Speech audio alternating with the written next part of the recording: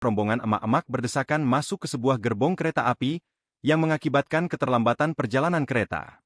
Diduga akibat kejadian itu, sejumlah kereta api mengalami keterlambatan keberangkatan.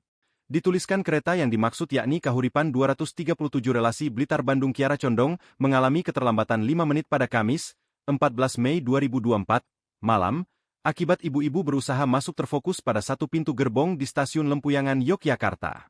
Manajer Humas Daop 6 Yogyakarta, Kris Biantoro mengatakan, KA Kahuripan tujuan Kiara Condong berhenti transit di Stasiun Lempuyangan dengan waktu 4 menit.